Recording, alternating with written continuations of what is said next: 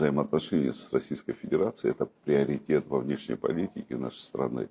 Вы знаете, что Российская Федерация последовательно оказывает нам поддержку во всех областях жизнедеятельности нашего государства. Это начиная из вопросов безопасности и вопросы социально-экономического развития, вопросы, связанные с улучшением инфраструктуры в нашей стране. Пользуясь случаем, хотел бы еще раз отметить, что в этом году мы начинаем регулярные рейсы, восстановлен наш международный аэропорт, то, чего население Абхазии ждало более чем 30 лет. Это очень важное инфраструктурное решение, которое не могло бы состояться без поддержки Российской Федерации. Вы знаете, мы действительно работаем над улучшением инвестиционного климата в нашей стране.